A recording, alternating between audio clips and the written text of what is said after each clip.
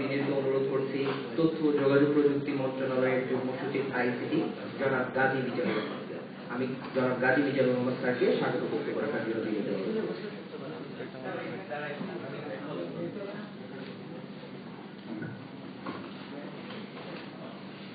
বিসমিল্লাহির রহমানির রহিম। আজকের অনুষ্ঠানের শ্রদ্ধেয় সভাপতি, গণপ্রজাতন্ত্রী বাংলাদেশ সরকারের আইসিটি মন্ত্রণালয়ের সচিব জনাব নজরুল ইসলাম খান, এই অনুষ্ঠানের অন্যতম বিশেষ অতিথি দৈনিক সমকাল পত্রিকার নির্বাহী সম্পাদক জনাব মুস্তাফিজ শফি, আইসিটি মন্ত্রণালয়ের অতিরিক্ত সচিব জনাব কামালউদ্দিন আহমেদ, এই অনুষ্ঠানে উপস্থিত বিভিন্ন মন্ত্রণালয়ের মুখ্য উদ্ভাবনী কর্মকর্তা বৃন্দ, এই অনুষ্ঠানের প্রাণ বিভিন্ন আইসিটি এবং টেলিকমিউনিকেশন সংস্থার প্রতিনিধিবৃন্দ, বিশেষজ্ঞবৃন্দ, প্রিন্ট এবং ইলেকট্রনিক্স মিডিয়ার সম্মানিত সাংবাদিকবৃন্দ, সুধীবৃন্দ এবং আমাদের মন্ত্রণালয় এবং অধিদপ্তর সংস্থার সহকর্মীবৃন্দ, আসসালামু আলাইকুম। তথ্য ও যোগাযোগ প্রযুক্তি মন্ত্রণালয় ও দৈনিক সমকাল কর্তৃক যৌথভাবে আয়োজিত এই সেমিনারে বা গোলটেবিল বৈঠকে আপনাদের সকলকে স্বাগত জানাচ্ছি। বিশেষভাবে স্বাগত জানাচ্ছি সেমিনারের কিনোট উপস্থাপক এবং আলোচক বৃন্দদেরকে। আইসিটি অর্থাৎ তথ্য ও যোগাযোগ প্রযুক্তি মন্ত্রণালয়ের সাথে মিডিয়ার সম্পৃক্ততা আত্মীয়তার মতো, একজন আরেকজনের পরিপূরক। মিডিয়া এবং যোগাযোগ প্রযুক্তি যেমন হাত ধরাধরি করে চলে, ঠিক সেভাবে নতুন নতুন প্রযুক্তিকে মানুষের কাছে গ্রহণযোগ্য করে তুলতে মিডিয়ার দরকার হয়। এই সত্য উপলব্ধি করে আইসিটি মন্ত্রণালয় মিডিয়ার সাথে যৌথভাবে এরকম অনুষ্ঠান আয়োজন করে চলেছে। ইতিপূর্বে ডেইলি স্টার পত্রিকায় আমরা 2টি গোলটেবিল আয়োজন করেছি। আজকে সমকাল পত্রিকা এগিয়ে এসেছে আমাদের হাতে হাত রাখতে, এজন্য দৈনিক সমকালের সম্পাদনা কর্তৃপক্ষের কাছে আমাদের কৃতজ্ঞতা প্রকাশ করছি। আজকে আমাদের ওয়ার্কশপের প্রতিপাদ্য হচ্ছে মোবাইল অ্যাপ্লিকেশন আইডিয়াস। অ্যাপ্লিকেশন হচ্ছে একটি সফটওয়্যার যা মোবাইল ফোনের সাথে থাকলে বিশেষ ধরনের সেবা পেতে সহজ হয়।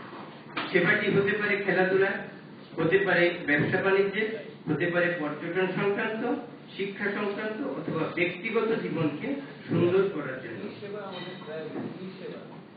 অ্যাপস আমরা পেতে পারি মোবাইল সেটের সাথে, পেতে পারি ইন্টারনেট থেকে, পেতে পারি মোবাইল অপারেটরদের কাছ থেকে, অথবা অ্যাপ বাজার বা অ্যাপ স্টোর থেকে আমরা এটা বিনামূল্যে অথবা ক্রয় করে নিতে পারি।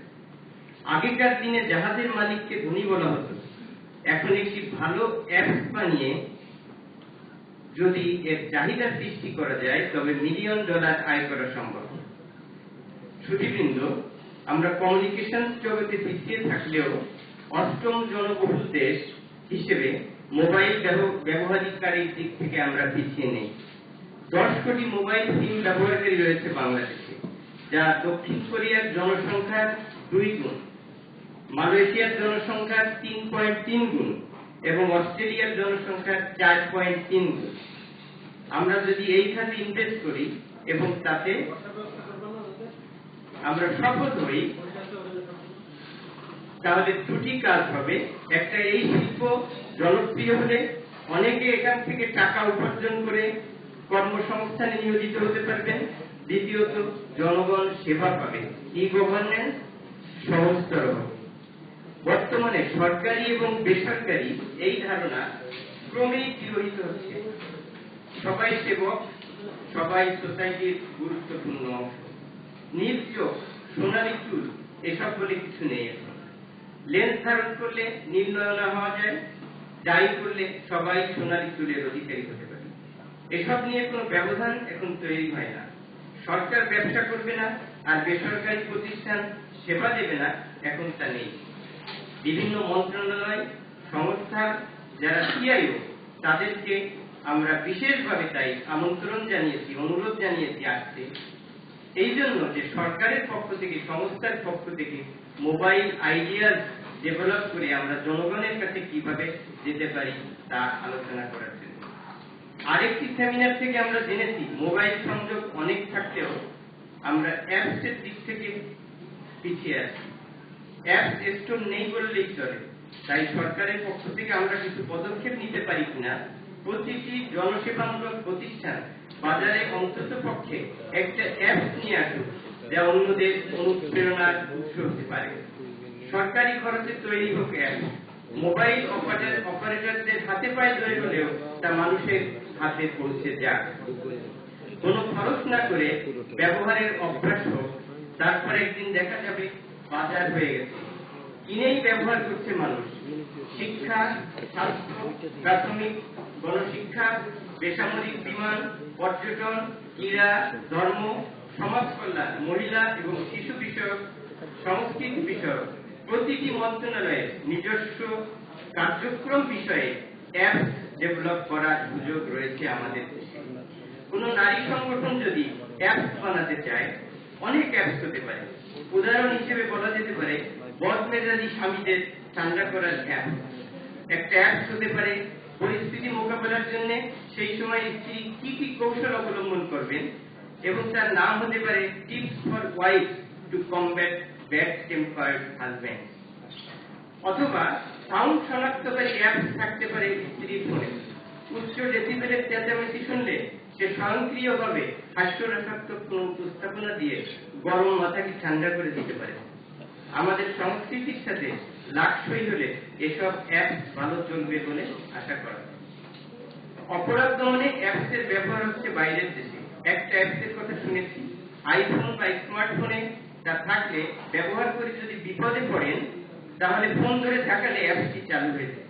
অডিও ভিডিও ধারণ করে সে নির্দিষ্ট নম্বরে পাঠিয়ে দেয়।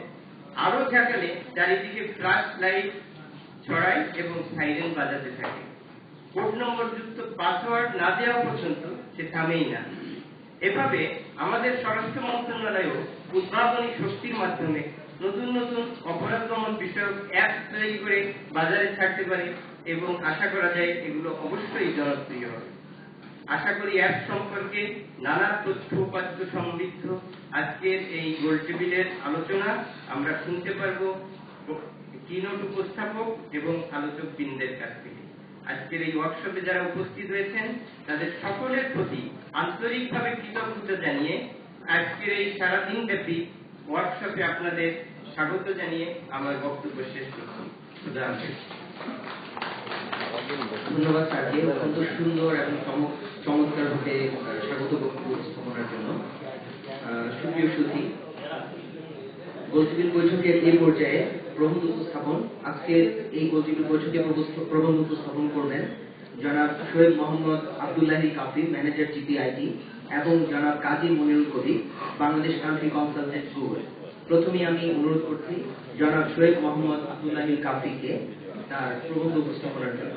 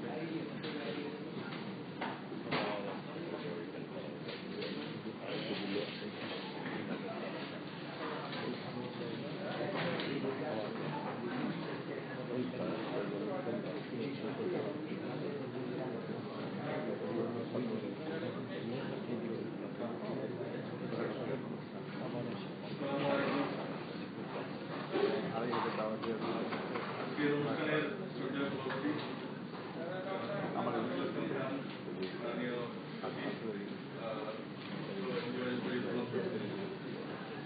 প্রধান বিশেষ অতিথি জনাব গোলাম সারোয়ার, সম্পাদক জনিক সমদল এবং উপস্থিত সুধীবৃন্দ,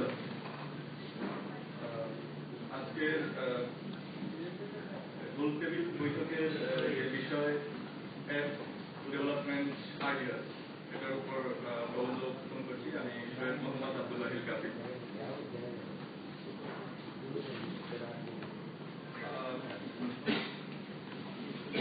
আলোচনার প্রধান বিষয়গুলো এই স্লাইডে আছে। প্রথমে আমি মোবাইল অ্যাপ্লিকেশনের উত্থান এবং মোবাইল অ্যাপ কিভাবে কাজ করে এবং এই জিনিসগুলো নিয়ে খুব সংক্ষেপে কয়েকটা স্লাইড উপস্থাপন করব। এরপরে আমাদের দেশের প্রেক্ষাপটে এবং আমাদের সরকারি বিভিন্ন মন্ত্রণালয় এবং অঙ্গ সংগঠনের প্রেক্ষাপটে কিছু আইডিয়া, স্যাম্পল কিছু আইডিয়া নিয়ে আলোচনা করব। এবং তারপরে আইডিয়াগুলো কিভাবে জেনারেট করা যায়, কিভাবে আমরা ব্রেইনস্টর্মিং করে নতুন নতুন আইডিয়া পেতে পারি এবং সাস্টেইনেবল গ্রোথটা কিভাবে আইডিয়ার মাধ্যমে করে রাখা যায় সেই ব্যাপারগুলো, এবং এতে আমাদের পারিবারিক এবং সামাজিক এবং রাষ্ট্রীয় বিভিন্ন জায়গায় কি কি ধরনের ইম্প্যাক্ট থাকবে সেই জিনিসগুলো নিয়ে আলোচনা করব। প্রথমেই রাইজ অফ মোবাইল বা মোবাইলের উত্থান সম্পর্কে যদি বলি, মোবাইল ফোনটা যখন একেবারে বেসিক ফোন হিসেবে ছিল, যখন আমরা কথা বলতাম এবং SMS পাঠাতাম, তো সেই সময় মোবাইল ফোনটা একটা ব্যক্তির সাথে ব্যক্তির যোগাযোগের মাধ্যম হিসেবে ছিল, person to person communication. But এখন মোবাইলটা যেভাবে ব্যবহৃত হচ্ছে বিভিন্ন কাজে, মোবাইল অ্যাপ্লিকেশন এবং বিভিন্ন যোগাযোগের মাধ্যম হিসেবে, সেখানে এটাকে পার্সন টু পার্সন কমিউনিকেশন হিসেবে না বলে একটা মাস মিডিয়া আকারে এটাকে প্রেজেন্ট করা যায়। পার্সন টু পার্সন কমিউনিকেশন হলে এটার উত্থানকে শুরু করতে গেলে আমরা হয়তো টেলিফোন, টেলিগ্রাফ ওই দিক থেকে শুরু করতাম। বাট মাস কমিউনিকেশনের বেলায় আমরা মাস কমিউনিকেশন যে মিডিয়াগুলো আছে সেগুলো থেকে কিভাবে এসছে এই জিনিসটা নিয়ে আলোচনা যদি করি। মাস মিডিয়া হিসেবে প্রথম মাস মিডিয়া আমরা বলতে পারি 1400 শতকের প্রিন্টিং প্রেস, যেটা আমাদের যে ভ্যালু অ্যাড করেছিল সেটা হচ্ছে যে ইটস ট্রাইং টু পাবলিশ এবং enable information to be easily copied and distributed. এর প্রায় 4 শতক পরে রেকর্ডিংস এসেছিল, যেটাও একটা মাস মিডিয়া হিসেবে উল্লেখ করা যায়। এখানে মিউজিক বা শব্দ ধারণ করা হতো এবং সেগুলো মানুষকে জানানো হতো, এবং একটা সময় এটা ইনফরমেশন শেয়ারিং হিসেবে এই জিনিসটাকে ব্যবহার করা হয়েছিল। পরবর্তীতে 1900 শতকের দিকে ভিজুয়াল এক্সপিরিয়েন্স বা সিনেমার উদ্ভব হয়, যেখানে ভিজুয়াল রেকর্ডিং করে এটাকে লোকজনের সামনে উপস্থাপন করা হতো, এবং এখানে একটা পার্সোনাল এক্সপিরিয়েন্স লোকজন পেতে শুরু করে। 1910-এ রেডিও পাবলিকলি ব্রডকাস্টিং করা শুরু করে, যেখানে এর আগের যে মিডিয়াতে ছিল যে রেকর্ডিং, এটার পাশাপাশি লাইভ ব্রডকাস্টের সুবিধা নিয়ে আসে রেকর্ডিং জিনিসটাকে। তারপর 1950-এ আমরা টেলিভিশনের কথা বলতে পারি। টেলিভিশন একটা মাস মিডিয়া হিসেবে আসতে থাকে এবং মোর ইন্টেন্স একটা মিডিয়াম হিসেবে হয়। এখানে রেডিও এবং ভিডিও, যেটা সিনেমা, দুটো সংমিশ্রণ এবং লাইভ ব্রডকাস্ট, এই তিনটি মাস মিডিয়ামেরই একটি সংমিশ্রণ হিসেবে এটাকে আমরা করতে পারি। তারপর 1990-এ এসে ইন্টারনেট, এটাও একটা হিউজ মাস মিডিয়াম। এটার যে পার্থক্যটা, এটা আমরা কম্পিউটার এট হোম, মানে মানুষের ঘরের ভিতরে বসেই আমরা এই মাস মিডিয়ামের সাথে কানেক্টেড হতে পারছি। এবং মেজর একটা ডিফারেন্স এই মিডিয়ামে, সেটা হচ্ছে এই জিনিসটা হচ্ছে ইন্টারেক্টিভ। আগের মিডিয়ামগুলো যেটা ছিল one way, printing, recording, cinema, music or whatever, জিনিসগুলো একটা জায়গায় উৎপাদিত হতো এবং সেগুলোকে ছড়িয়ে দেওয়া হতো মাস পিপলের মধ্যে। কিন্তু ইন্টারনেটই প্রথম যেটা ইন্টারেক্টিভ, অর্থাৎ মাস পিপলও তার ফিডব্যাক অ্যাকর্ডিংলি দিতে পারে। যেমন আমরা আমাদের পত্রিকা, যদি সংবাদ পত্রিকার যে অনলাইন ওয়েবসাইট আছে, এখানে একটা নিউজ যখন প্রকাশিত হয়, পাঠকরা বা একটা কমেন্ট দিয়ে তার প্রতিক্রিয়াটা জানাতে পারে। তো এটা ইন্টারেক্টিভ এবং সবগুলো ক্ষেত্রে এটা ইন্টারেক্টিভ।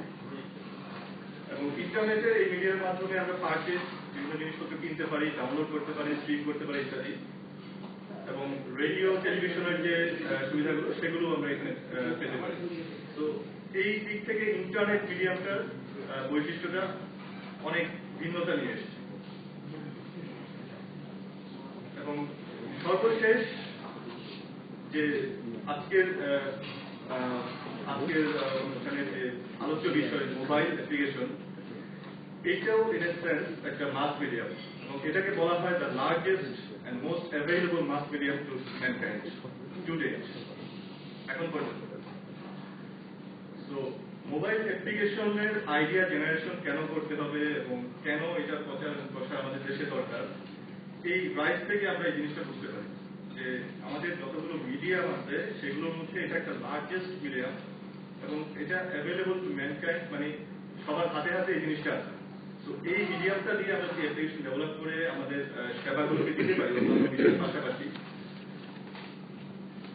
তবে এটা অনেক মাস পিপলের কাছে রিচ করতে পারবে। এবং এই মিডিয়ামটার একটা জিনিস হচ্ছে can do everything all the other mediums can do. এর আগে যে কয়টা মিডিয়ামের কথা আলাপ করছিলাম সবগুলো জিনিস সেটা করতে পারে। এবং পাশাপাশি with some unique added benefits. বেনিফিটগুলো কি কি? এটা হচ্ছে পার্সোনাল, তার মানে মোবাইলটা সবার নিজেদের কাছে থাকে। তো আমি একটা মোবাইল অ্যাপ দিয়ে যদি কিছু একটা জেনারেট করি, সেটা আমি একেবারে পার্সোনালি তাকে রিচ করতে পারবো। অলওয়েজ ক্যারি, ম্যাক্সিমাম সময় যাদের মোবাইল আছে তারা সবসময় সাথে রাখে। তো আমাদের এরকম কোনো একটা আইডিয়া যদি জেনারেট করি যেটা মানে ইমিডিয়েটলি কারো জানা দরকার, যেমন কলটা আমরা মোবাইল কলটা যে কারণে ইউজ করি, আমরা ইমিডিয়েটলি কাউকে পেতে চাই, তার সাথে কথা বলতে চাই, অ্যাকর্ডিংলি আমরা বিভিন্ন অ্যাপ্লিকেশন ডেভেলপ করতে পারি যেটা দিয়ে আমরা ইমিডিয়েটলি ওই লোকটাকে বা মাস পিপলকে রিচ করতে পারবো। কারণ এটা অলওয়েজ ক্যারিড, অলওয়েজ অন, এটা অলওয়েজ ইউজুয়ালি মানে লোকজন এই জিনিসটা কম্পিউটার বা ইন্টারনেট যেরকম আমরা অফ করে রাখি, টেলিভিশন অফ করে রাখি, রেডিও অফ করে রাখি, বাট সাধারণত মোবাইলটা আমরা ম্যাক্সিমাম লোকজন অন করে রাখি, always on. Built in payment mechanism, বিভিন্ন আইডিয়া জেনারেশন এরকম থাকবে যার জন্য আমরা পেমেন্ট মেকানিজমের দরকার আছে, সেটা এর ভিতরে বিল্ট ইন থাকে। Always present at the point of creative impulse, এর মানে হচ্ছে যে আমাদের এক এক সময় এক এক রকম মুড থাকে। তো ক্রিয়েটিভ ইম্পালসটা যেরকম থাকে ঠিক সেই সময়ে যেটা দরকার লোকজন সেটা পেতে পারে। যেমন আমার এখন গান শোনা দরকার, আমি মোবাইলের গানের অ্যাপসটা তৈরি করলাম। আমার এখন মিনিস্ট্রি অফ আইসিটি কোনো ইনফরমেশন দরকার, এর যদি একটা অ্যাপ থাকে ইনফরমেটিভ অ্যাপ্লিকেশন, আমি ইমিডিয়েটলি সেটা অন করে তাদের জানলাম। তো মানে এই অ্যাপ্লিকেশনগুলো, মোবাইল অ্যাপ্লিকেশনগুলো it's always present at the point of creative impulse, যখন যে ধরনের দরকার সেরকম। Audience can be accurately identified, যেহেতু মোবাইল ফোন লোকজন ইউজ করছে এবং অপারেটরের মাধ্যমে আমরা এই মোবাইল ফোনের যে গ্রাহক তাকে আমরা আইডেন্টিফাই করতে পারবো। তো এই সুবিধাগুলো আগের যে মিডিয়ামগুলোর কথা আলোচনা করেছি সেগুলোর সাথে অ্যাডেড এবং ইউনিক বেনিফিট হিসেবে মোবাইল অ্যাপ্লিকেশনের ভিতরে আছে, যার কারণে আসলে আমাদের এখন চিন্তা করা দরকার যে মোবাইল অ্যাপ্লিকেশনগুলো আমরা আমাদের অন্যান্য মিডিয়ামে আমাদের হয়তো বিভিন্ন সেবা আছে, যেমন বাংলাদেশ সরকারের বিভিন্ন মন্ত্রণালয়ের নিজস্ব ওয়েবসাইট আছে, সেখানে ইনফরমেশন পাওয়া যায়। তো পাশাপাশি আমরা মোবাইল অ্যাপ্লিকেশনেও এই ইনফরমেশনগুলো, এই সেবাগুলো নিয়ে আসতে পারি না, এবং কেন দরকার সেগুলোর কিছু কার্যক্রম এখানে ছোট্ট করে জাস্ট কিভাবে এই অ্যাপ্লিকেশনগুলো কাজ করবে এটা জাস্ট দুইটা স্লাইডের মধ্যে আমি যদি বলি। একটা স্যাম্পল অ্যাপ্লিকেশন দিয়ে আমি দেখানোর চেষ্টা করেছি, ফোরস্কোয়ার একটা অ্যাপ্লিকেশন। শুরুতে আমাদেরকে মানে এটা কতটা সোজা হবে মোবাইল অ্যাপ্লিকেশন দিয়ে যদি আমরা ইউজ করতে চাই। শুরুতে একটা অ্যাপ স্টোর, অ্যান্ড্রয়েড হোক বা আইফোন হোক, তাদের সবারই একটা অ্যাপ স্টোর আছে, তার ভিতরে ঢুকতে হবে। ঢুকে এইখানে একটা ইনস্টল বাটন আছে, এখানে ক্লিক করলেই এটা ইনস্টল হওয়া শুরু করবে এবং দ্যাটস ইট। এরপরে এটা মোবাইলের ভিতরে থাকবে, আমরা জাস্ট ইউজ করতে শুরু করতে পারবো।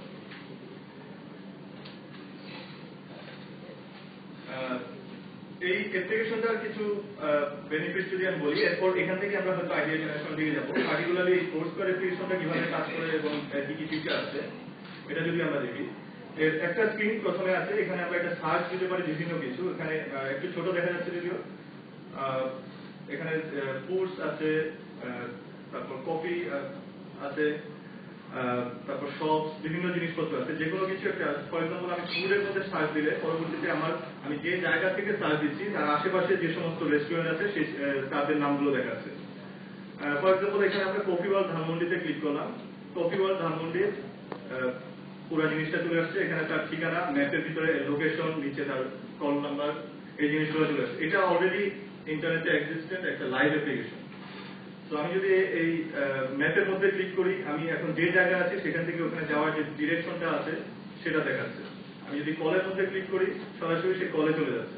তো মোবাইলের বিল্ট ইন যে ফিচারগুলো, এগুলো ইউজ করে এই অ্যাপ্লিকেশনটা কাজ করছে। তো এখান থেকে আমরা মোবাইল অ্যাপ্লিকেশনের কিছু বেনিফিট বা ওয়েবসাইটের সাথে যে ডিফারেন্স গুলো সেগুলো আমরা দেখতে পারি। যেটা ইউজার ফ্রেন্ডলি একটা অ্যাপ্লিকেশন, বা মোবাইল অ্যাপ্লিকেশন গুলা ইউজার ফ্রেন্ডলি হয়। মেমোরাইজেশনের কোনো দরকার হয় না। আমরা foursquare.com বা বিভিন্ন কপি হোল্ডের ওয়েবসাইট বা ইত্যাদি এই জিনিসগুলো আমাদের মুখস্থ করার দরকার নাই, আগের অ্যাপ্লিকেশনটা থেকে আমরা পেতে পারি। স্মার্টফোনের বিভিন্ন ফিচার আমরা ইউজ করতে পারি। যেমন আগের অ্যাপ্লিকেশনটাতে যেটা দেখলাম যে স্মার্টফোনের ফিচারের মধ্যে এখানে আমাদের ম্যাপ আছে, কলের ফিচার আছে, তারপর লোকেশন যেখানে আমরা আছি, এই ফিচারগুলো সব স্মার্টফোনের ফিচার। এই ফিচারগুলো ওয়েবসাইটে বা অন্যান্য কোনো মিডিয়ায় ওভাবে পসিবল না। তো সেগুলো আমরা ইউজ করতে পারি। ইন্টারনেট ছাড়াও এটা ইউজ করা যায়। যেমন এই অ্যাপ্লিকেশনে এখানে একটা সেভ বাটন আছে, এটাতে করলে আমি পুরো ইনফরমেশনটা আমি মোবাইলে সেভ করে রাখতে পারবো। ইন্টারনেট ছাড়া এটা আমরা ইউজ করতে পারবো, right in top of our fingerprint. তো এই স্ট্যাটিস্টিক্সগুলো আমরা জানি বাংলাদেশের মোবাইল ইউজার এবং তাদের ইন্টারনেটের ব্যবহারের সংখ্যাগুলো। তো এই জিনিসগুলোই আমাদেরকে আসলে ডিকটেট করে যে আমাদের মোবাইল অ্যাপ্লিকেশনগুলো নিয়ে কেন আমাদের সিরিয়াসলি এখন থেকে কাজ করা দরকার এবং কেন আমরা আইডিয়াগুলো জানাই। এখন আমি কিছু স্যাম্পল আইডিয়া নিয়ে কথা বলবো। তো প্রথমেই যেটা বলে রাখবো যে আইডিয়াগুলো জেনারেট করাটা হচ্ছে অ্যাকচুয়ালি যে ডোমেইন নিয়ে আমি আইডিয়াটা জেনারেট করবো সেই ডোমেইনের এক্সপার্টের কাজ, এক নম্বর। দ্বিতীয়ত হচ্ছে যে যত বেশি লোকজনের পার্টিসিপেশন থাকবে এবং বেস্ট ট্রেনিং হবে, আইডিয়াগুলো তত ম্যাচিউর হবে এবং তত প্র্যাকটিক্যাল হবে। তো আজকে আমি নিজে কিছু আইডিয়া নিয়ে এসেছি, বাট এটা শুধুই স্যাম্পল। বাট এরপরে আমরা হয়তো আইডিয়া কিভাবে সাস্টেনেবলি জেনারেট করা যায়, কিভাবে এটাকে নার্চার করতে হবে, এই ব্যাপারে আলাপ করবো। জাস্ট স্যাম্পল কিছু আইডিয়া দিয়ে শুরু করি। প্রথমেই আমি একটা আইডিয়ার কথা বলছি, যেটা হচ্ছে গভর্নমেন্ট অফ বাংলাদেশ। এটা বলতে নামটা হয়তো যে কোনো কিছু হতে পারে, বাট বাংলাদেশের যে জেনারেল ইনফরমেশন এবং তাদের অ্যাড্রেস, কন্ট্যাক্ট ইত্যাদি, এই জিনিসগুলো নিয়ে একটা মোবাইল অ্যাপ্লিকেশন হতে পারে, যেখানে